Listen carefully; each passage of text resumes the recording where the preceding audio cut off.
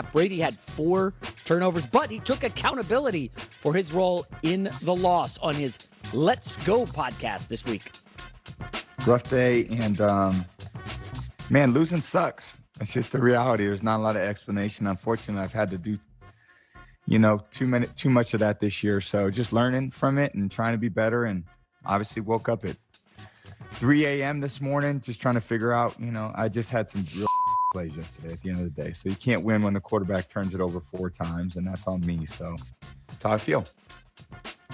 Should he have done an Elway, won that Super Bowl and said, because you knew he wanted out because he was already in negotiations to play for the Dolphins, right? Or get in the ownership group. Yeah. Would Brady have been better off doing an Elway and just saying, I'm out? This year has been such a mess. He got pulled away from his family, had to take the vacation during preseason. Obviously, the family was struggling. Then he gets a divorce. Now he's not happy. Guys are great at entering. We're bad at exits. We get into wars, we can't get out of them. We get into jobs, we can't get out of them. We get into relationships, and we text, we want to break up.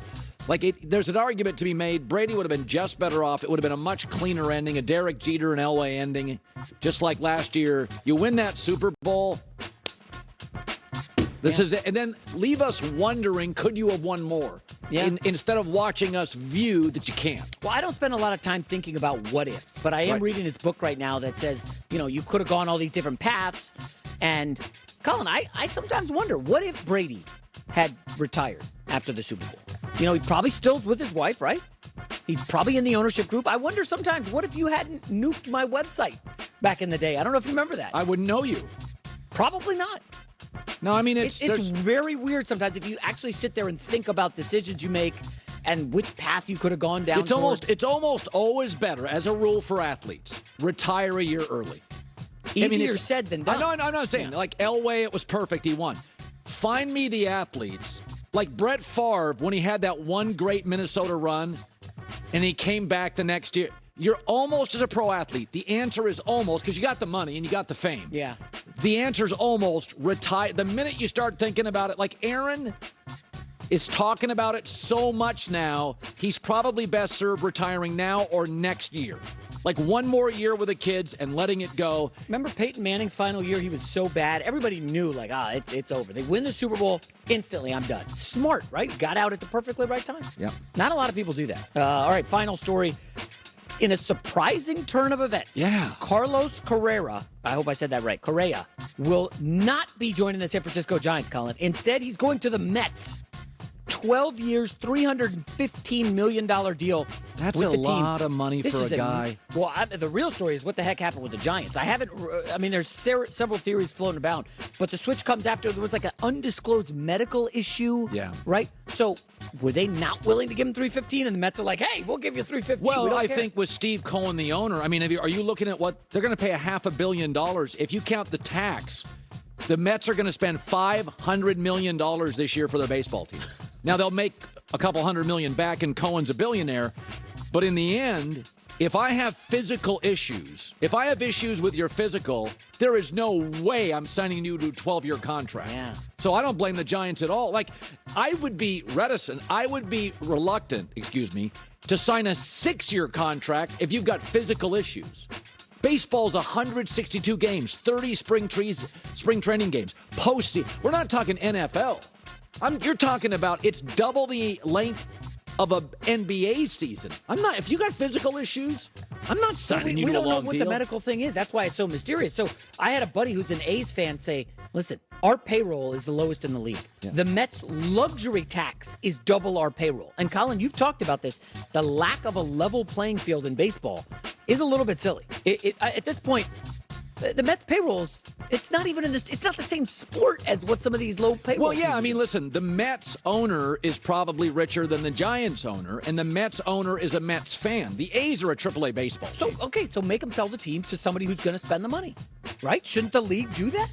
Well, the league forced Donald Sterling and Robert Sarver to sell, but those were for different reasons. Yeah. But should there be, should baseball have basically, you'd probably have a legal fight, a floor? You have to spend, and you're pretty strident on it. You have to spend this or you're out. The A's are a AAA baseball team. That's what they are. They're not a Major League Baseball. I know a lot of Yankee fans right now who are unhappy Why? that the Mets across town are spending money like drunken sailors. Just everybody, hey, you're getting paid. And the Yankees are, I don't want to say a little tight here, but they're not spending the way the Mets that's are. because the Mets owner is richer than the Yankees owner. That's why they're doing it. Steve Cohen's richer than the Steinbrenners. So are you pro salary cap, or you really are into Well, I don't like salary caps in any business, but if we're going to let small markets in these leagues, I tend to think money, power erodes, power corrupts. So, I mean, Dan Snyder's rich. Washington's a mess. The two New York NFL teams have their issues. I mean, if you start looking at who's really well-run and winning a lot of games in the NFL, Kansas City is winning a bunch of games. Cincinnati, Buffalo, it's small markets. Because I think when you're in a small market, it's like being a middle-class family. You have to count your pennies and watch what you spend. Rich families, find me a rich family where the kids aren't a mess, where they're not in, you got all sorts of issues. Look up Elon Musk's situation. Why? You got so much money and wealth and power, ego, you don't pay attention to details. Middle-class families raise kids. They're good with their money. They didn't have extra money to spend. So same with the Cincinnati Bengals or the Baltimore Ravens. You start looking at the Pittsburgh Steelers, the Green Bay Packers. They don't have excess cash. So they really are fundamentally they've got to get everything right. That 6th-round draft pick becomes crucial every year because the Packers can't get free agents. J-Mac with the news. Well, that's the news. And thanks for stopping by. Think about this. News. You're from the Northeast. Look at the New York teams. Knicks are poorly run. Yankees are underachieving. The Mets, at the end of the year, disappointed. Brooklyn's a tire fire.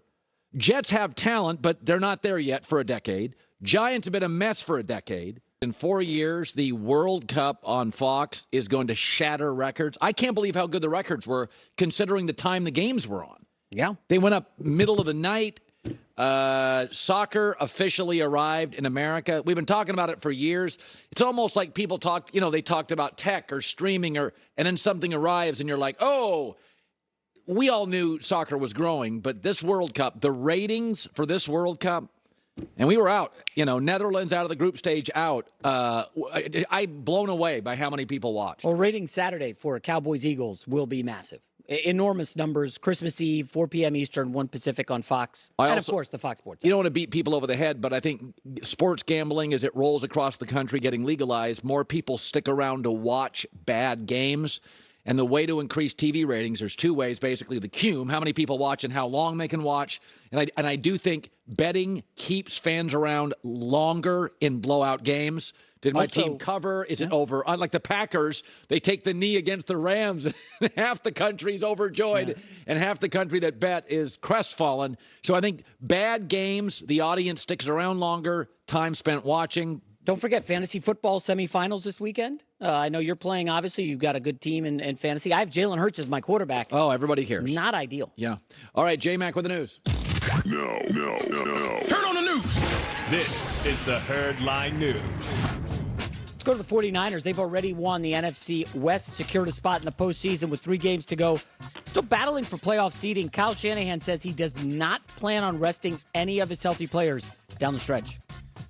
I think that's one of the biggest mistakes people make just watching it over the years. That's my opinion. I would understand if you're getting ready for a 7-game series.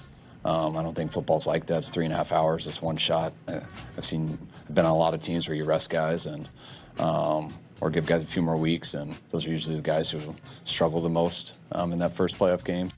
I was talking to a friend about this a couple months ago.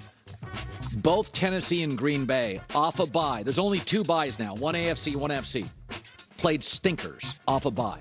You tend to think, oh, it's football, let's get it rested. You want to rest in the middle of the season. But the idea that the home game and not playing, Green Bay played its worst game of the year, arguably, in that home playoff game, and Tennessee couldn't beat the Cincinnati team. Offensively, totally out of sorts at home. So it is, football is very interesting. There are sports where, obviously, like in the NBA, rest really matters for like an older Warrior team. Like they love an extra day off.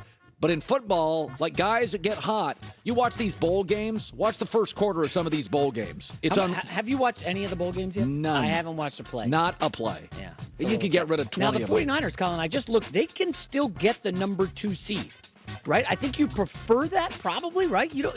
The 3 seed. Well, you want to play at home as long as you can. Exactly. Like, I think they have a shot at it. Kyle Shanahan, I would agree with that. But I'll just say this. Don't rush Deebo Samuel back. Don't rush him back for that Week 17 game. Next up, Tampa Bay Bucks